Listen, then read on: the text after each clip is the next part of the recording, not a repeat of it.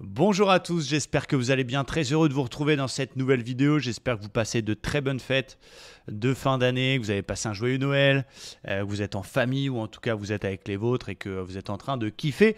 Moi, ça fait quelques jours que je suis off, hein, ça fait du bien aussi. Les marchés sont plutôt calmes et voilà, j'ai pris quelques jours off pour recharger les batteries. On est aussi sur d'autres projets à côté. Je vous ferai une vidéo sur la chaîne. Mais Keepser, ça y est disponible. Donc ça, c'est le Cold Wallet Password Manager que j'ai développé et qui est en place depuis maintenant le développement de 3 ans. Ça y est, c'est prêt. Je vous ferai une vidéo sur la chaîne pour vous présenter ce bijou, effectivement, dont on vient d'assurer le lancement. Et puis voilà, côté trading, c'est un petit peu plus calme. Donc pas d'LNDJ. Je reprendrai mon activité de trading le 2 janvier.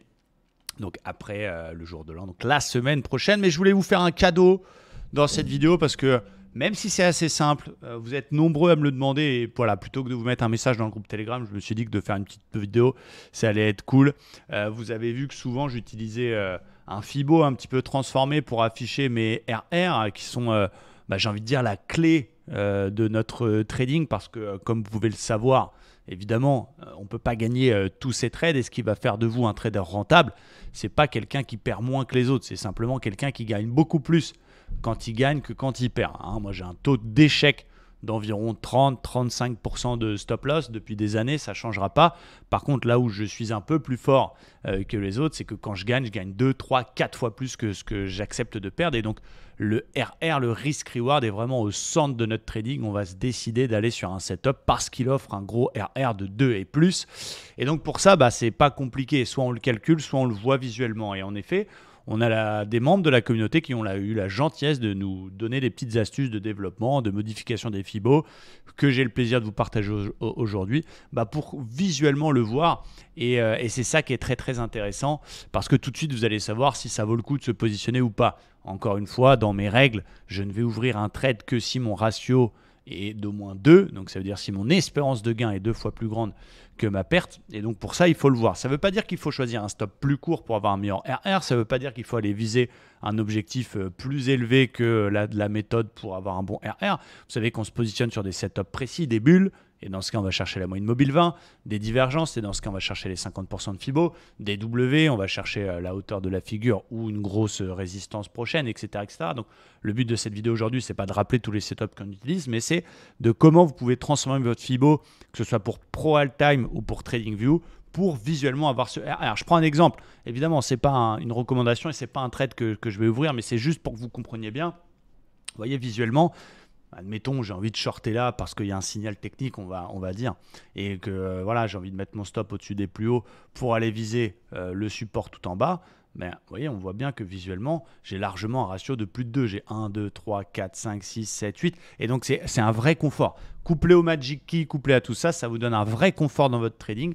Et du coup, au quotidien, on l'utilise. Non seulement c'est très agréable visuellement pour les membres de l'école qui suivent les émissions en live, parce qu'ils le voient aussi eux-mêmes et c'est plus facile à comprendre, mais aussi pour vous, voilà, avec l'habitude, vous allez encadrer votre trading, vous allez savoir où vous en êtes dans votre trade, est-ce que vous êtes au ratio de 2, au 3, au 4, et à ce moment-là, il faut les protéger, etc. Donc bien évidemment, il n'y a pas de magie, mais au-delà de ça, ça va vous donner un vrai confort. Donc comment on fait pour modifier un Fibo classique dans Pro Real Time? C'est assez simple, mais je me permets de faire cette vidéo pour le rappeler.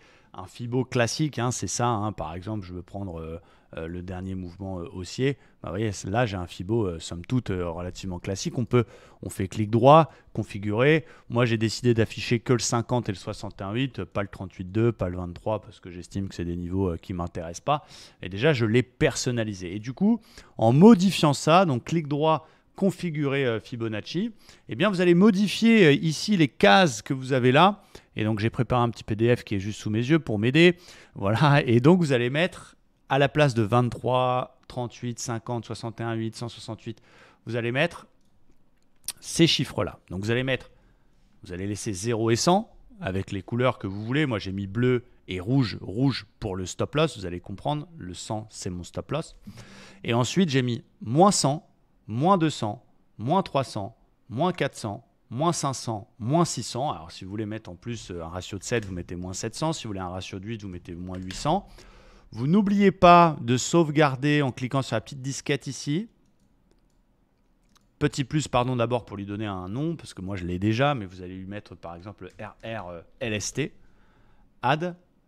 Et donc, ce qui est intéressant, c'est que il va arriver, alors je ne sais pas si on le voit bien sur mon écran, je vais essayer de vous réduire ça. Regardez ici, il est arrivé dans ma toolbar pour plus de facilité de l'attraper. Et là, vous voyez, ce n'est pas plus compliqué que ça. Mais du coup, quand vous allez vouloir regarder le RR d'un trade, on va parler là, je vais parler d'un short par exemple maintenant parce qu'on va dire qu'il y a une bulle.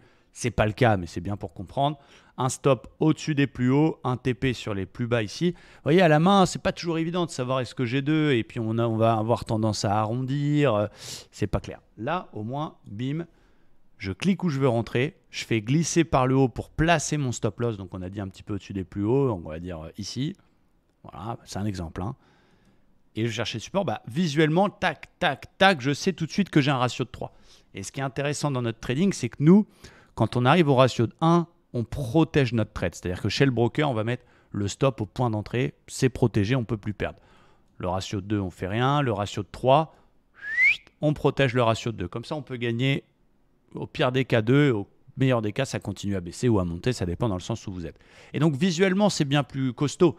Parce que imaginez que vous êtes dans la même situation que moi, c'est-à-dire que vous utilisez des plateformes futures pour prendre vos décisions, ProAltime, TradingView, mais qu'à côté, vous tradez sur un compte financé propre firme, FTMO, MyForexFund, SearchTrader ou autre, c'est des MT4, c'est un peu vieillot, c'est chiant, c'est des prix CFD, donc c'est pas toujours évident. Là, au moins, vous suivez votre trade sur le futur et vous utilisez que votre plateforme propre firme, juste vraiment pour prendre vos décisions, acheter, vendre, sortir, clôturer, etc., etc. Très, très agréable. Et donc, voilà, c'est tout simple, mais je voulais vous le montrer. Donc, je vous remontre ça, ça va vous laisser la possibilité de faire une capture d'écran. Donc, c'est à la place des 38, 61, 8, etc. 0, 100. Le 100, je l'ai mis en rouge parce que c'est l'équivalent du stop loss. Donc, comme ça, visuellement, c'est plutôt cool. Et ensuite, moins 100 pour le ratio de 1, moins 200 ratio de 2, moins 300 ratio de 3, moins 400, moins 500, moins 600, etc. etc. Et donc, c'est très, très visuel et c'est très, très agréable. Du côté de TradingView, on peut faire la même chose. TradingView, très bonne plateforme, évidemment, surtout si vous êtes, entre guillemets, débutant, vous n'avez pas forcément les moyens de vous offrir ProAltime. Encore une fois, ProAltime, attention, ProAltime couplé avec un broker CFD, ça vaut rien. Je ne vais pas les citer, je ne peux pas leur casser du sucre sur le dos comme ça, mais vous avez un broker CFD à 2 lettres qui fonctionne avec ProAltime. Et du coup, vous croyez que vous avez ProAltime, la version de fou des pros, mais en fait, non, parce que vous avez un flux CFD à l'intérieur. Donc, ça vaut rien. Ce n'est pas les vrais cours, ce n'est pas les vrais graphiques. Il faut regarder les futurs, il faut regarder le vrai marché. Et donc, ProAltime, sans le coupler avec un broker, si vous vous abonnez à ProAltime, c'est vrai que ce n'est pas donné. Ça coûte plutôt cher. C'est 100, 150 $ par mois si vous voulez avoir les actions, les indices américains en temps réel, etc. Et donc, on me demande souvent quelle plateforme, etc. Je trouve que TradingView est quand même plutôt pas mal parce que déjà, c'est pas cher. On est sur une vingtaine d'euros par mois, plus le flux avec les US à 4 $. Donc, on est à 25 $ par mois. Donc, c'est raisonnable. C'est même pas le prix de Jackie et Michel. Vous avez quand même un confort. C'est assez sympa. Les graphiques sont faciles à utiliser. Vous pouvez avoir tous les indicateurs. Vous pouvez vous faire vos listes, vos alertes, etc. Donc, vraiment, c'est une bonne plateforme. Et je vous conseille d'avoir la même plateforme pour analyser et pas forcément analyser directement chez votre broker. Parce que demain, vous pouvez changer de courtier, demain, vous pouvez changer de propre firme. Vous gardez vos habitudes dans votre plateforme d'analyse. Donc, c'est bien d'avoir 2 écrans. Un broker pour trader, ça peut être une propre firme, ça peut être un compte propre et un écran avec la plateforme d'analyse, en l'occurrence TradingView, que j'aime beaucoup. Et donc, TradingView, on a évidemment le FIBO. Alors, je vais vous le remettre, le FIBO classique, parce que là, il est déjà en mode RR. Voilà, le FIBO classique. Donc, vous voyez, je veux faire un FIBO de toute la hausse, là. Donc, moi, c'est pareil. Je l'ai modifié. Clic droit, setting. J'ai mis 0,5, 0,618 et 1. Ça, c'est pour les FIBO classiques. Le 50%, le 61,8. Les autres, je m'en fous. Et donc, pour avoir le FIBO, voilà ce que j'ai mis. Donc, encore une fois, ce sont des membres de la communauté qui nous ont trouvé ça. Hein. Ce n'est pas mon invention, mais je me permets de vous le partager. Donc 0 pour le point d'entrée, moins 1 pour le stop loss, j'ai mis une couleur rouge pour ce que visuellement c'est plus cool. 1, 2, 3, 4, et puis après on peut mettre 5 si on veut, on peut mettre 6, on peut mettre 7, hein, c'est assez illimité comme PRT, vous pouvez mettre autant de ratios que vous voulez.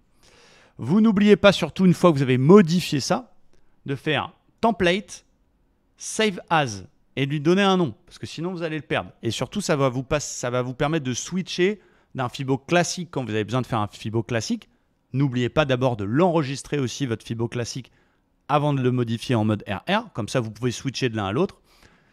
Et en version RR. Je m'explique. Donc, une fois que vous avez sauvegardé, save, ok, super. Vous avez vos templates avant même de les tracer. Ça vous permet, si vous avez besoin d'un Fibo classique, vous faites clic droit, setting. Moi, je l'ai rappelé le Fibo normal, je l'ai appelé classique. Comme ça, voilà, j'ai besoin de faire un Fibo classique, j'utilise ça. Et si j'ai besoin d'un Fibo RR, c'est vrai qu'il y a une petite manip en plus que PRT. On doit d'abord passer en mode, là, je l'ai appelé blablabla, mais on peut revenir sur le RR. Et donc ensuite, je le trace. Donc c'est la même chose. On va prendre un autre exemple. Admettons, je veux acheter là et je vais aller chercher les 670 avec un stop sous les plus bas. C'est un petit peu différent. Je clique une fois, c'est mon point d'entrée. Puis après, je fais glisser vers le haut pour que mon stop loss descende et je vous fais glisser vers le bas pour que mon stop loss monte. Donc il y a juste une petite habitude à prendre pour le faire tracer correctement. Donc admettons que je veux mettre mon stop sous les plus bas. Un petit peu en dessous. Voilà, clac. Là, je vois visuellement qu'en allant chercher 670, je n'ai pas mon ratio de 2. Alors, vous pouvez étendre et modifier à souhait. Vous faites extend machin là pour modifier à souhait le tracé des Fibos. Mais là, je le vois que j'ai pas un bon ratio si je vais chercher 670 visuellement en achetant à 600 avec un stop à 562 pour aller chercher 670. Je le vois. Vous voyez, ça permet aussi d'être encore plus strict dans son trading et de se dire non, j'ai pas mon ratio de 2, j'y vais pas. Et pas me dire je vais mettre un stop plus court, donc plus de chances de me faire stopper pour pouvoir faire passer mon trade au niveau risque management et au moins j'ai mon ratio 2. Non, encore une fois, on décide en fonction du setup et on check si on a le ratio ou pas. Mais du coup, voilà, ça vous donne cette petite astuce. Et donc, si vous voulez repasser en Fibo classique parce que vous voulez faire un Fibo classique, donc template, vous allez rechercher votre classique. Et puis, vous en tracez un classique. Donc voilà, j'espère que ça va vous aider. Je vous remontre le code et les modifs à faire pour la version TradingView.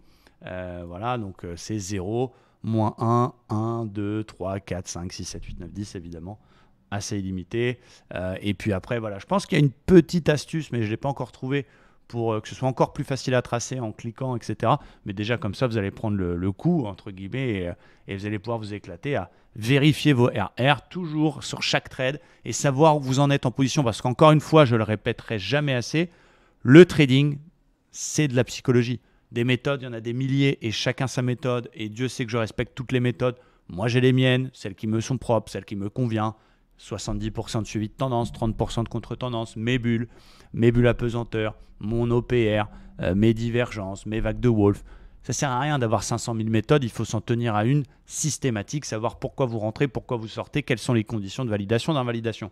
Mais c'est surtout être à l'aise en position, parce qu'encore une fois, il y a une erreur de débutant qui est commune, c'est qu'il y a beaucoup de gens qui débutent, qui n'acceptent pas de perdre et qui du coup essaient de trouver l'astuce pour jamais prendre de stop loss. Et ça, c'est pas possible. Ou à moins d'être magicien. Mais dans tous les cas, il y a des trades qui ne passeront pas parce qu'il n'y a pas de méthode qui fait 100%. Ce sur quoi vous devez vous concentrer, avant d'essayer de perdre moins souvent, c'est d'essayer de gagner plus quand vous gagnez. Et je sais qu'il y a l'une des grosses difficultés des gens, c'est de garder ses trades. Moi, je sais que beaucoup de membres qui rentrent dans l'école, au début, forcément, ils sont en apprentissage. Donc, quand on a un trade qui part bien, admettons, on achète, ça part, ça redescend un petit peu, ils ont tendance à couper. Donc, ils vont couper au ratio de 1, ratio de 1,5. Et forcément, ça change tous les résultats. Donc, au lieu de vous concentrer sur perdre moins de trades, même si évidemment, quelqu'un qui perd 9 fois sur 10, c'est très dur d'être rentable, mais concentrez-vous sur tenir ceux qui fonctionnent. Et donc, quand vous êtes encadré au niveau visuel, comme ça, je vais faire un exemple tout bête. Admettons, j'ai shorté ici, voilà, j'ai mis un stop au-dessus, blablabla. Quand vous vous concentrez là-dessus, mais que c'est encadré, c'est visuel. Je suis au ratio de 1, super. Allez, je tiens jusqu'au ratio de 2, je lâche rien. Et quand il est sous vos yeux et que vous le savez, vous le voyez, beaucoup plus facile. Vous êtes encadré dans votre trade. Vous voyez ce que je veux dire? Allez, j'essaie de tenir jusqu'au ratio de 3, bim, je protège mon 2. Vous savez où vous en êtes. Et donc forcément, ça va vous aider à progresser. Donc voilà, j'espère que vous allez réussir à mettre en place ces deux petites astuces sur ces plateformes-là. Je ne peux pas faire toutes les plateformes, évidemment, mais c'est mon petit cadeau de Noël à moi, entre guillemets. Et puis, je vous souhaite évidemment de très très bonnes fêtes de fin d'année. J'espère que vous avez été gâtés par le Père Noël. Je vous ferai une vidéo prochainement pour vous présenter mon Cold Wallet Password Manager Keepser, qui est génial. En plus, j'ai une très très belle offre pour vous, de la communauté, voilà, pour vous accompagner et vous aider à à pouvoir sécuriser vos accès, que ce soit vos cryptos ou tous vos mots de passe. Donc je vous présenterai ça dans la semaine. Et puis voilà, merci à tous. Très très bonne journée et à très bientôt. Ciao, bye bye.